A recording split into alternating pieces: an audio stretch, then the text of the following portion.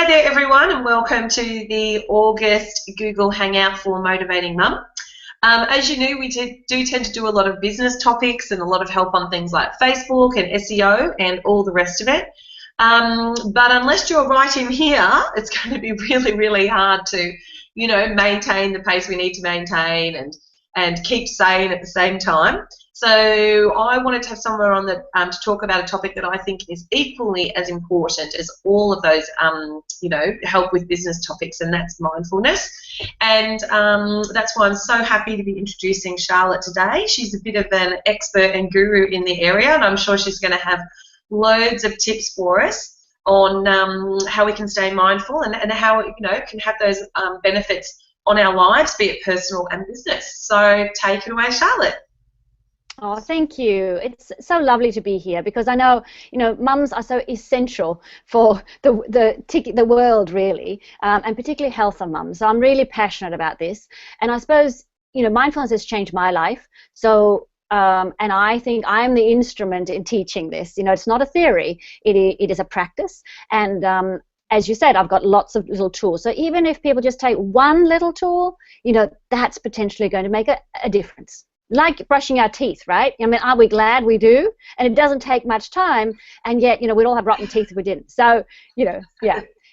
So we're going to get started. And I think it's a really good idea to just start with doing just 5 breaths, because the thing is we often forget that sense of calm and inner peace actually is within us. It's not a product of having done everything and then we get it.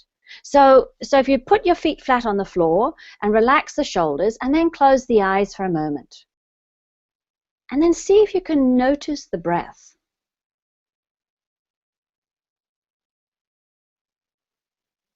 And then gently allow the out breath to be twice as long as the in breath. So you might count on the in breath. So you count to 5 or 6, and then you count twice as far on the out breath.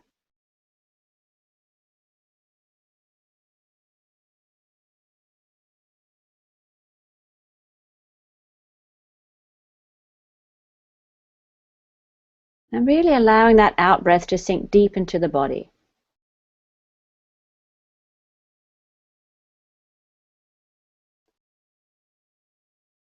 And so 5 of these we call the 5 magic breaths.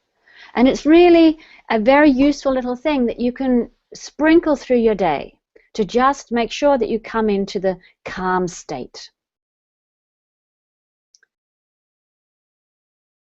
So this is what we're doing today. As you know, we're looking at mindfulness, and then we're going to finish with some tools.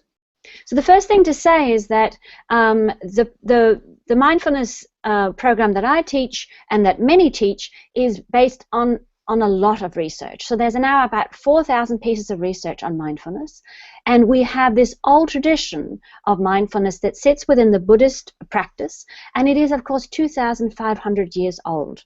You don't have to become a Buddhist to take on mindfulness, but there's a lot of good sound stuff in Buddhism, because the Buddha didn't so much care about designing a religion where people followed him. What he wanted to do was really try to help people suffer less. And of course we know when we're really stressed and anxious and busy and running around, we have to wonder where our quality of life is. And so his method is based on a very careful observation of reality, just like any good scientist. He was a contemporary of Confucius, and they both had the same idea. So we've got that ancient practice, and you know what's so interesting is that whatever he found, whatever he established at that time, is 100% backed up by research. And of course that should not surprise us, because both are based in careful observation of reality. And then we have the neuroscience, where we know that 75% of what we know about the brain we've learnt in the last 3 years, which means it's absolutely radical what we can now be very specific about in terms of what you do and the results you get. So why is it needed for busy mums? What is it that's perhaps changed, and what's different now to, let's say, 50 years ago, 10 years ago, 100 years ago? I said one of the things is we have so many more roles. And if you look at these, consider how many relate to you. Are they all different hats that you at times feel that you have to put on?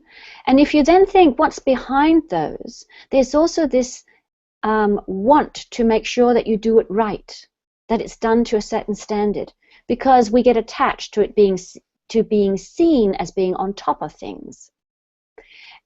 In this way, we can say that when we feel that we are present and we have the ability and the time to do what we want to do, then there's no gap between where I'm at and where I want to go in the future. But because I think I can bridge the gap, that's the point, right? But often when we're just doing, it feels like we're living in a gap between this moment and where I think peace will be once I have the next thing done. So consider what that feels like, that gap, as if I'm never really here. I'm sort of hovering above life. And this is a totally messy slide, and that's the intention. So have a look at it, and just look at it without reading things in particular, and notice how it makes you feel in the body. And often people say, it actually makes me feel really anxious to look at this. And a lot of the time, this is how our life feels, and perhaps even with more information than what we have here. And so what we're trying to illustrate is just saying that we have all these pressures, we have all this endless distraction, information overload, so much going on. If you just think of, for instance, all the passwords that you are trying to remember, or if you for a moment consider how your life is compared to that of your grandmother's. How different raising children is now, how different work is now, all the different pressures around, for God's sake, eat your kale, make sure you keep fit, make sure you have an amazing sex life, you're absolutely beautiful, and your bottom is very perky, and your children are amazingly dressed and polite and doing well at school, and it's relentless, the pressure. So it feels like we've got a million balls juggling in the air, and we're always worried we're going to drop one. So in order to keep these balls in the air, we then multitask, which makes sense, to do more things at once, to get it all done. We rush, we hurry, we try to keep up, and we have endless to-do lists. So I wonder if you have a to-do list. And if you do, they're a great idea. This is not about not doing to-do lists, because they're a really good idea, because without them, the mind constantly has to remind us, have you done that? Have you done that? Have you done that? So this way you've got it written down. The challenge is the relationship that you might have to it. So what is the relationship that you have with your to-do list? What do you make it say about you if you don't do what's on your to-do list? And you know that when I run sessions, the first word that comes up tends to be a failure. And that's a very strong term. So just consider that. We're choosing to write some things down that would be a good idea to do, and if we don't do them, we think we're a failure. That's really powerful. So now I invite you to do a stress test, just to see where you're at in relation to stress. So use your fingers and your toes, if you must, to count these factors up. So loss of appetite or overeating, does that relate to you? Poor concentration or poor memory retention, performance dip, uncharacteristic errors or missed deadlines, anger or tantrums, high level of irritation, violent or antisocial behavior, emotional outbursts, alcohol, drug abuse, nervous habits, poor quality and quantity sleep. And the standard is really about 8 hours. And of course, everything slips if we're not sleeping well. Low sense of empathy, being inconsiderate, and problems with your gut. So you've got the number.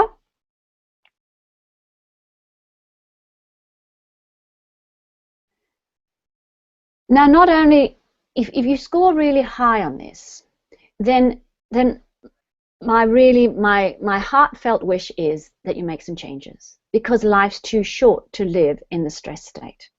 And you're not available to your children, you're not available to yourself. Your relationships suffer, your health suffers, your joy is virtually not there, because stress and depression are twins. And the thing is, there are some basic things you can do. The first thing is, of course, that you need to move. You need to release the cortisol, which is one of the key stress hormones, through movement. So you need to get it out of your system through movement. And then a few mindfulness practices that are going to support you as well and down-regulate your stress reactivity. So I just included this one because I know that I used to be very proud of being an amazing multitasker, and it's not something to be proud of because it has huge cost. The thing is that the brain can only pay attention to one thing at a time. So when we're doing various things, it actually has to switch from activity to activity. It doesn't mean that we can't cook a meal without, don't stand there and look at the potatoes and have to wait till they're done till we do the next thing, because there's some basic things that we have done so many times that it releases space, if you like, for us to think of other things. But you know the feeling the first time you're driving somewhere and you might have somebody with you, and it's very hard to have the conversation going while you're concentrating on where you're going. But when you've gone there 10 times, it's much easier. So the key thing is there that the brain actually needs to shift attention, and that stresses us, and it also trains your brain for distractedness. And there's a very strong link with being distracted and being stressful and not contented. Right? So now can you see how one of the coping mechanisms, multitasking, actually makes stress levels worse? It also makes us tired, and it also actually means that empathy drops. So all of a sudden, when we're busy in our multitasking, when we're stressed and that, empathy goes. It means that we start to just see others as either in our way, and that includes our children. I don't know how many times I've seen my children like that. Oh, can they just be quiet or stop nagging me so I can get to where I want to get to, right? And that's not the way to live. It doesn't mean it will never happen, but we don't want to be that more, we don't want that to be the most common way of functioning, right? When it's unnecessary. So what is mindfulness? Well, this is just a very, very small part of what it delivers. And this is, of course, research. So the first thing is it increases focus and attention. And with that comes a choice of what we pay attention to, which categorically has been defined as the most important ability in terms of life success and quality. That we can change what we pay attention to. That's not surprising. If you think, you enjoy something and you pay attention to what you enjoy, that gives you that life experience of that. If you miss that because you're so stressed, or if you don't allow your attention to rest on that, but rather you're ruminating around all the things that are wrong and the problems you have and the next thing you have to do, that creates your life experience. If you can't shift that attention, you're almost sort of like getting trapped into this negative preoccupation. It improves your quality of sleep, and we've already talked about absolutely essential for life quality, in that when we haven't slept, the mind doesn't actually, the brain can't differentiate between what's important and what isn't. Everything then all of a sudden is important. It reduces stress significantly, which is essential. Keeps the brain agile, and that's so important to have that agility of brain. We know that's a very, very good prevention for Alzheimer's and the other memory type loss brain diseases. So when the brain is agile, we can jump from seeing things in one way to seeing it another way. For instance, it reduces blood pressure. It improves our memory. It promotes emotional regulation and resilience, so that we don't get stuck in a negative emotion, and we just and in a way give that multi-grow, but rather that we can hop out of that, take a few breaths, and come in and then access a new perspective. And of course, there's a very strong between being mindful, exercising more, and not being overweight. And our dear body program that I'll give you a link to at the very end as a special, this is what we focus on, exactly this thing of coming into a healthy body weight. So the definition that we can go with is by Jon Kabat-Zinn, who was is a medical specialist who brought mindfulness to the West. That was in 1979, and he did it through taking some patients who the specialist had sort of pretty much given up on, and just started doing mindfulness with them as a recording, without any comments, without any group sessions or anything like that, and these patients started to heal. And that was really the beginning of mindfulness in the medical field. Now, the reason they started to heal was that it shifted them out of the anxiety state, because the body just has the two states. It's either in the anxiety state or the sympathetic, the energized gas pedal state, or it's in the rest and digest, and we call that the parasympathetic, the rest and digest state. So it brought them in from that high alert state into the rest and digest, where healing can take place. Healing is very hard. The body is always, of course, healing itself, right? That's actually what it does. We just, medical doctors and other modalities, just help support the body in being able to heal. And one of the most important things there is ensuring that the body is calm so healing can take place.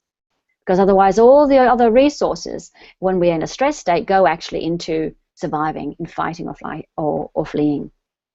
And the result, of course, of mindfulness is that we become a lot less miserable and we experience more peace and joy. Now, that's a big thing to say, and it doesn't happen overnight. But just like brushing your teeth, it's this little habit change that gradually opens up a bit more light and closes off for sorrow and pain. So let's go back to Kabat-Zinn's definition. Mindfulness means paying attention in a particular way, on purpose, in the present moment, non-judgmentally. So we're paying attention in a particular way, on purpose, so it's intentional, in the present moment. Well, of course, we can't pay attention anywhere else, right? Because everything happens at the present. And non-judgmentally. That means that if, for instance, your focus point is the breath, you notice the breath, and you don't go, oh my God, that was a ridiculous breath. I can't believe you don't comment on it. You just notice it as it is. Okay. So the key thing there, as you can already sense, is that mindfulness is not a theory. You can read about it, and that's nice, but it doesn't give you the change that you're looking for. It's actually a doing thing. It is because we're training our attentional muscle. And we'll do the exercise in a moment, and I'll show you exactly what we do.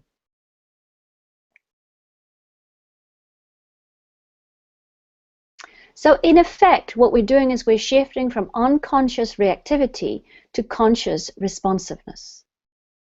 So we are just, we can argue that we're sort of like a bunch of associations, all those things that we have linked together as that feels good, that feels bad, I don't like that, I like that, I can't believe that, did it? We just function around that in a movement constantly from what I want to get away from and what I want to go have more of. That we're constantly shifting in that when we're really not very conscious. So mindfulness is an intervener in that. It breaks the autopilot for us to start to become conscious so we can respond rather than just react. So what's the science behind it? This is work by Paul Gilbert, and he talks about the 3 emotional regulation systems. He says the body is always in one of these 3 states, and you will know these. The first one is the threat system, and that's the one that the body does without any conscious input from us, really. So you know that from if there's a loud noise, you will jump, right? And is it because you go, oh my goodness, that was a loud noise, I better jump? No, it's not, right? It's just that the body does it before you can even think. So that's the threat one, all about avoiding danger. When we're in that, we're completely self-centric. It's all about me. It's all about, oh no, what I'm going to do, I have to get away from here, this is terrible, what an awful situation, and why did this have to happen to me? It's all of that sort of stuff. The next one is the drive system, which of course is the darling of the Western capitalistic system. And particularly the marketing part of that. If it wasn't for that system, we just wouldn't have a capitalistic framework. So the drive system is all about us wanting or thinking that if we do the next thing, if we have the next thing, we'll feel good. So moving towards what we think are resources and rewards. There are two parts in that. Here we come back to the gap slide. Remember we talked about that? The first is excitement and joyfulness. That's when I don't perceive there to be a gap. I just think, oh, great, I'm going to be talking to these gorgeous mums today. It's wonderful. I know my stuff. And then there's no stress, right? Because there's no gap. I have time enough to prepare. I'm doing it, right? You want to get a new house. You go, you know what? We have the money. Or you want to, get a new job. Or you want to start something new. And you think, and I can do it, right? The next part is the one that's almost like it's actually sponsored by the threat system, or sponsored sometimes if we really listen carefully, we can hear a voice in the background that goes, not good enough, not good enough, not good enough. Anxiety underneath that actually thinks if I don't do this, I won't be good enough, I might be excluded. It is not a conscious thought, often the exclusion, it often just sounds like not good enough. So we become very, very task focused. It's all about doing. Getting this done, we become human doings rather than human beings here. We focus attention, we make decisions, we control the action. It's all about the next thing, the next thing, the next thing. When we're in that system, like we said before, other humans are not there in terms of us feeling connected to them, but really there as other humans that either in our way or helping us get to where we want to get to. So this is not the place for great relationships, as you can see. And yet it is the place that probably most of the people that I see are in, and that I constantly also have to get myself out of, because it's so easy to get into that.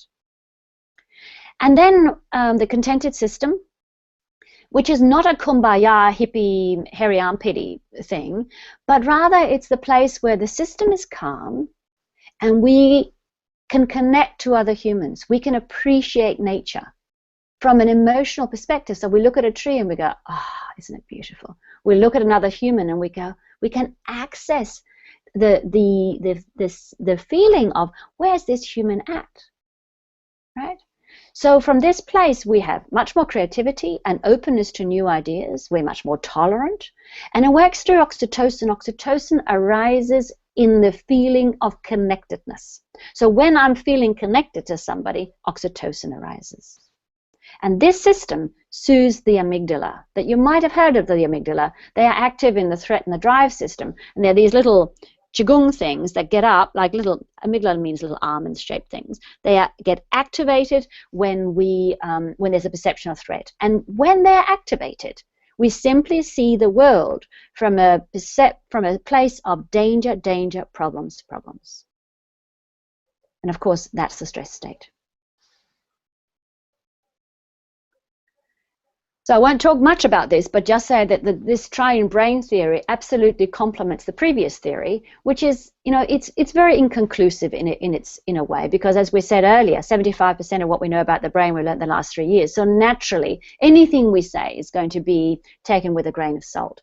But the key thing here is that we have at the bottom, number one there, is the reptilian brain. It's all about avoiding. So that's let's call that the threat brain. It's rigid and compulsive. Above that we have the mammal brain, or the limbic system, and that stores a lot of our emotional responses to things, and also our hippocampus, the center for memory, and our autobiographical learning. So all that relates to me, all that stuff that tells me I like that, I don't like that, I love strawberries, I don't like men with beard, I don't like that, I like that, oh, I'm so amazing at that. All of that stuff sits there, okay? Which also means that all my judging sits there, because that's based in my preferences, right? Culturally and personal and family input. And above that, and that part is also moving towards resources. So that's the key thing. Now you've got the two main forces, right? In when we're not particularly conscious. We're either getting away from something unpleasant or moving towards something pleasant. And then above that, you've got the cortex, which just means the bark, and that part of the brain is the connecting part. So it has the center for language and all our senses, of course, which links us to the outside world, and also this prefrontal cortex, which you can see then in the picture below with the blue color. The prefrontal cortex is also the CEO of the brain, and it's responsible for some wonderful things. You might have heard about this part, and you might also have heard that it's not fully developed till you're about 24. The key thing with that prefrontal cortex is that when we're stressed, those two lower parts of the brain, 1 and 2, hijack our attention and throw out the functioning of the prefrontal cortex. So think about the last time that you were really stressed. And then check, is it correct to say that you couldn't access any of these goodies that the prefrontal cortex actually offers?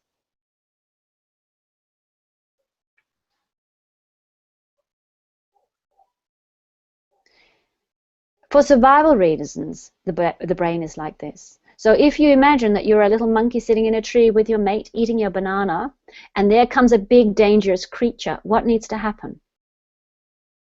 You need to drop your concern for your friend and drop your banana and get out of there, right? So in other words, we come back to, for survival reasons, the lowest brain needs to shout the loudest and dominate our action and our attention. Key message, right? So our task is actually to override our biological disposition, right? Which is all about survival. I'm going to tell you a little story here. It's a beautiful little story. There was a man out a few years ago from the US, and he was telling a story about his 89-year-old mother, whom he described as a typical Jewish mother, always whinging and complaining. His words, not mine. And he was visiting her while he was writing a book about gratitude. And he was really taken with the facts that, you know, gratitude improves all aspects of life. And he said to his mother, "Mum, this gratitude is amazing. Really, it's amazing what it can do." And she said, "Well, it's just a shame it's too late for me." And then he said, "Well, what if it wasn't? Would you give it a go?" And she said, "All right, if you tell me what to do, I will." So what we're going to do is we are going to, every time you whinge and complain, I'm going to say, and then you're going to say, "And I have a blessed life." So he said, we have never laughed more than that week because all we could do the whole time was go, and. After a week, he asked the neighbor to take over when he left. And after 5 weeks, his sister rang and said, "What have you done to Mum? She's changing." 2.5 years later, she's dying. And he goes to see her in hospital. He can see her lying in the bed, looking very peaceful. So he just goes up there and sits next to her. And when she comes to, he says, "Mum, I'm wondering what you were thinking about. You looked so peaceful." And she says, "Nothing, darling, only the occasional blessed, blessed, blessed." And that is neuroplasticity in action. And if it weren't for neuroplasticity, mindfulness wouldn't work. If it weren't for the fact that our brain is constantly changing through what we pay attention to, mindfulness wouldn't work, right? So, of course, this system, our body and our brain, is a living organism. So as all living organisms, it's got to be changing all the time. So neuroplasticity is this physical change that takes place in our brain as we experience and adapt to the world around us. And every experience that you've ever had has left a trace on your brain. Now, the negative ones tend to leave a deeper residue, if you like. And you now know why that is. It's for survival reasons, right? Because this is all about survival. So it's more important that you remember the negative. For your survival, it's more important than you remember the good. So if you want to have a good life, you need to override your biology. Self-directed neuroplasticity simply means you're using your mind to change your brain. Now, our lovely 89-year-old, she had friends to help her change the brain, to then change her mind, so that her life experience changed dramatically. So even on her deathbed, the neurons that had been trained around blessed were the ones that came to the forefront because the trained neurons fire clearer and stronger signals. And here comes the absolute core important point in terms of the link with mindfulness, is that focused attention is the scalpel that lets you reshape the structure of your brain. And that's where we start our mindfulness training, remember? So we're going to do that now. We're going to do our little ABCD, and you'll get free access to all the mind trainings, where this one is one of them after this, so that you can get started. This is just It takes 10 minutes a day. We're going to do it in probably 3 or 4 minutes.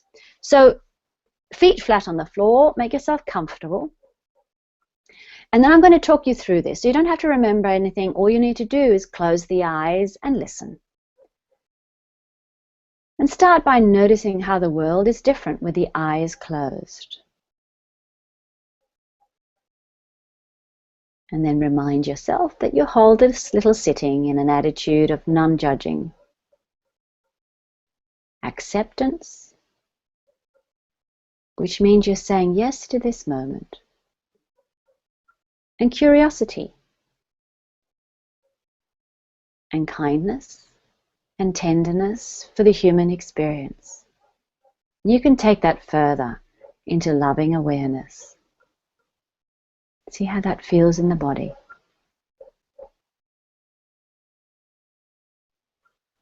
And now shift to being aware of the feet on the floor.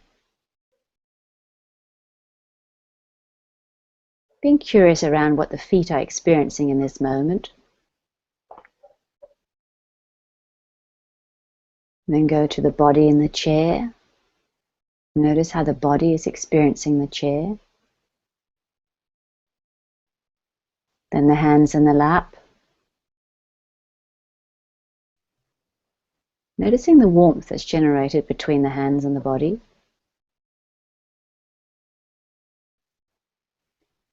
And now come into noticing the breath.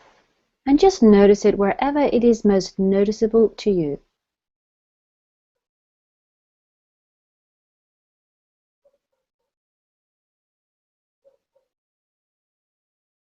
Allow the out-breath to be longer than the in-breath, without any pushing, but just allowing it to sink into the body.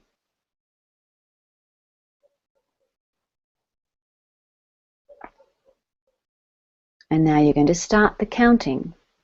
So at the end of every out-breath, you're going to place a number. And we're just going to start at 7 and count down to 0 and then back up again to 7. So you breathe in, you breathe out, and you place the number 7. And then the next breath will be 6 and so on. When the mind gets distracted, and it will, you simply bring it back to the breath and the counting. And go ahead in your own time.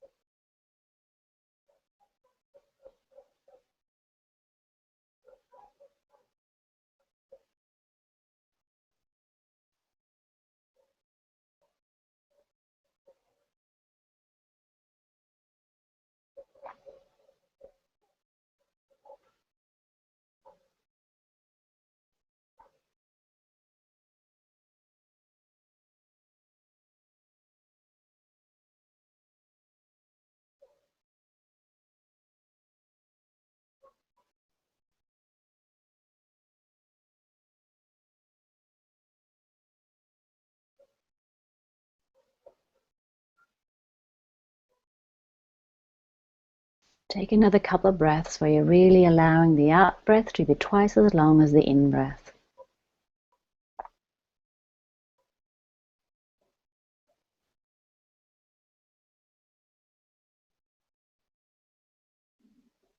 And then shift the attention to the hands in the lap, to the body in the chair, and the feet on the floor. Take the hands and rub them together quickly. Then place them over your face, feeling the warmth of the hands on the face. And then relax the hands. And when you're ready, gently open the eyes. So I wonder how you feel now. Most likely now your prefrontal cortex is engaged, which is a good thing, right? And you might feel a little calmer. If you're thinking, oh my goodness, my mind was so busy, then just smile with curiosity and know that that's how you've trained your brain And you just need this, that's all. And here comes another little exercise. This one is about taking in the good. So remember we talked about the fact that there's a negative bias. There's a much more focus on the negative. So in order to counteract that, if you like, we do taking in the good. So close the eyes and we'll do another little exercise. Relax the shoulders. And now think about a delight moment that you've had recently. A moment that tickled you inside, that warmed your heart. It could be a split second, it could be a gesture, a look, something you saw. Bring that memory back to mind. See where you were, see it again, replay it again. Hear what was said, if something was said. Or perhaps you read something. And now feel what was felt.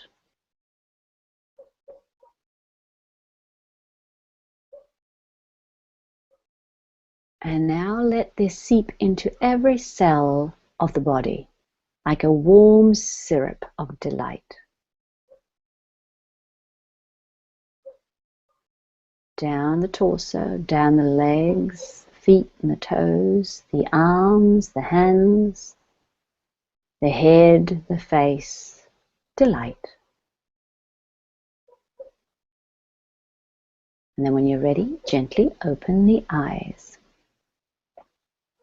So this way you can, before you fall asleep, for instance, you can just drink in, reharvest a delight moment to make sure you get that positive impact on your whole system that makes it more likely you'll have more of it. The most precious gift we can offer others is our presence. When mindfulness embraces those we love, they will bloom like flowers. And I think that is so extremely important when we're parents. Like little sponges, this is what our children want. I'll never forget my eldest. You know, I was so, this is, you know, he's 26 now. And I was always running around getting, you know, education and working, etc.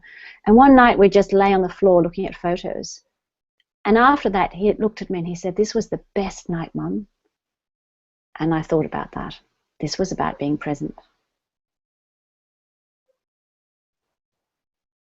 So how do you add it to your already busy schedule without feeling, oh, this is another thing I have to do? And I think there's a beautiful quote, this one here by Marianne Williamson. Ego says, "Once everything falls into place, I'll feel peace." Spirit says, "Find your peace and then everything will fall into place." And we say the same thing about mind training. We say, when you mind train, there'll be time enough. And if you think about it, because when you mind train, your prefrontal cortex is back on, you can prioritize, you can see what's important, right? But when you're in your drive state, you can't. You're just reactive. So here's some very practical ones around devices, right? So in order not to keep training your brain for distractedness and multitasking, then use one device at a time. Turn off notifications, batch your emails, set the autoresponder or signature expectations by saying, you know, I check my emails once a day or whatever you're going to do. So that helps to go, oh, I don't have to get back to people immediately. Limit recreational screen time, all devices out of the bedroom, and have an E-free first hour in the morning. I suggested this to a dad, and he came back the following week and he said, you know, this is the first time in my life I'd had breakfast with my children.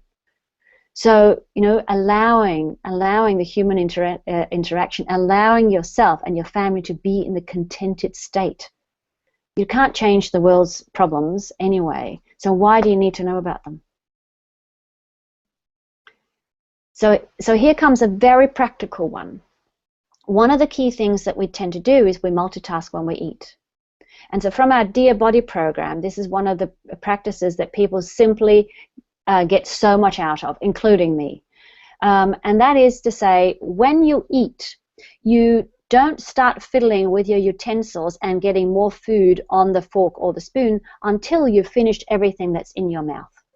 Because you can't multitask, you actually can't taste the food in your mouth while you're busying yourself with putting food on the fork, for instance, right?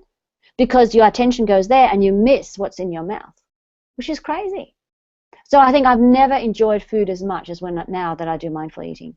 So this is a very good thing. You eat many times a day and simply say, right, I'm going to start catching myself out when I eat unconsciously, and I'm going to start eating intentionally and with attention, which means with no multitasking. And then another thing that I think is a very, very useful thing, that's switch consciously from work tasks to family tasks. And I think it becomes really blurry, so we often drag our work situation into the family and vice versa. So at times it might be really good to mark these situational shifts, and we just call that beep, break, intention, breath.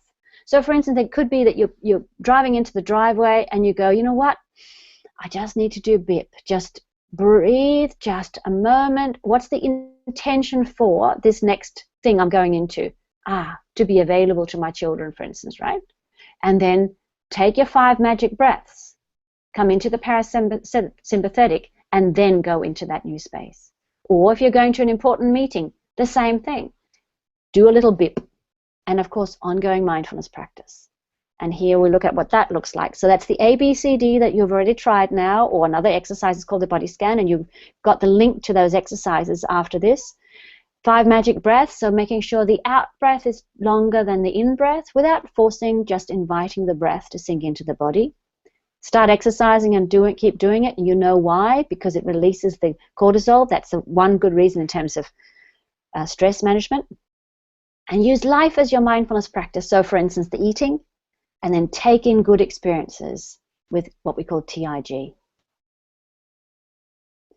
If you want to continue, if you want more, we have 3 Facebook pages where I just put lots and lots of research, little comments, little quotes, and of course also up-and-coming retreats and things like that.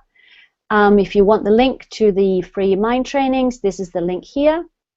And also, if you're interested in the Dear Body online program, we'll do a special today for $149. It's a 7-week intensive mindfulness program focused on the relationship with the body, eating, and weight.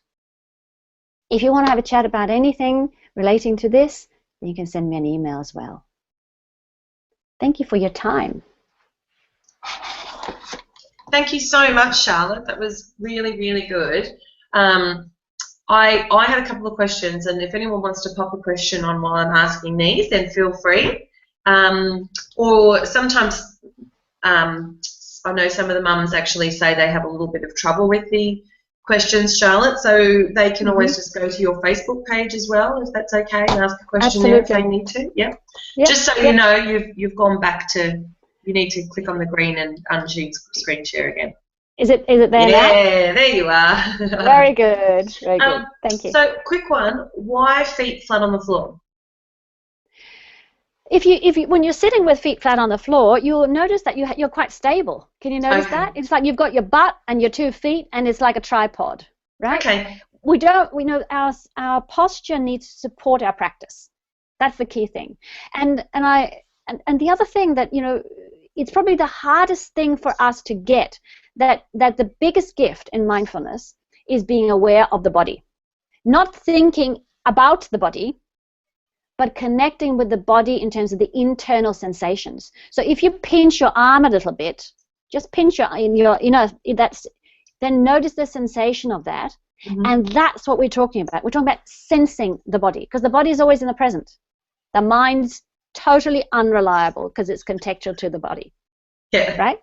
That will be the next session, but it's a really important message. And also with the mindfulness, like the exercise, you know, the one where you were saying about the feel the good thing from like that's happened recently, or I'm assuming the going from 7 down and back up again. Can you do both of those things, like when you get into bed and to do it at the end of the day, or are you better sitting and doing it in that position? Yeah, really good question. So in the package of mind trainings, there's a good night one, and I'd suggest to do that one because technically speaking, relaxation is just a side effect of this. the key thing is that we're training our attentional muscle. So like you wouldn't go to bed and then start doing your arm stuff, No. right? You wouldn't. Yeah. And it's the same thing. So sure, the taking in the good you can easily do, right? Because it takes half a minute. And it's more about that experience. But the mind training, don't lie in bed because you just fall asleep. Well, that's the other thing I was going to say. So it's like doing meditation stuff, I always fall asleep. Like I can't stay awake. So I was wondering about that one. Right. So the first thing, Ali, probably that you realize you're probably tired, right? Oh, probably, yeah. Yeah. You might not be sleeping enough, and that's the first thing to go, if every time I stop and I just allow myself, I go, oh my God, that's actually probably the first message, and to go, right, okay, so then I need to sleep more, and then where can I fit in mind training? For instance, commuting, that's a perfect time, right? If you're on the train, on the bus, etc. Straight after exercise, just before you go to bed, and then notice if you're getting tired, then just open your eyes, right? Because then you'll wake up a bit. Yeah. Beautiful. Okay, well, thank you so much. I thought that was so interesting, and it made a lot of sense. It's always like it's stuff that you know that you should be doing, and then you hear it, you're like, yeah, that's right. That's why I need to be doing that. That's right, exactly. It is common sense that makes a huge difference. And like we talked about, it's this little habit. So one of the things is to buddy up with somebody and to go, hey, for instance, I would love people to do the Dear Body program and get together every Thursday or whatever, and share it, because that's how you then stick to it. It starts to become part of your language, or you say, hey, have you done your mind training today? And just keep out tricking your old habits in finding new ones, like you do with brushing your teeth. Yeah. Beautiful. Well, thank you so much for your time and energy. It was fantastic. And I will be including the link to your Dear Body program in the email when we send out the recording as well, so people can click on that as well to go straight through to it. Wonderful. Wonderful. Thank you so much. No problem. Also, a big thank you to Anita, my Google Hangout gal, who manages these for me every month.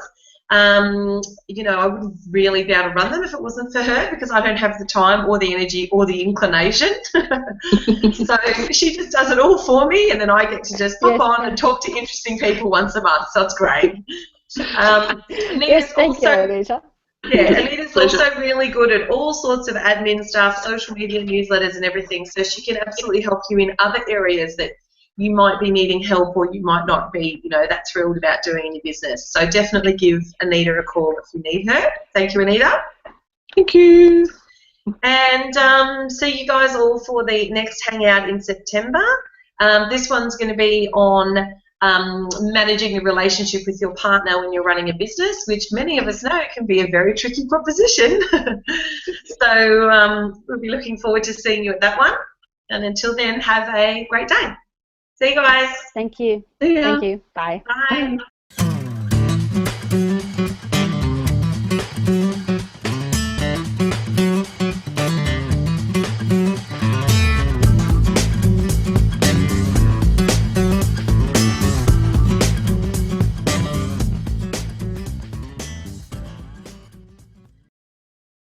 Thanks for listening to me. If you think that you would love to know when my next video comes out, you can. Just subscribe here or here or here or down there or somewhere around here. You'll see the subscribe button. Hope to see you again. Bye.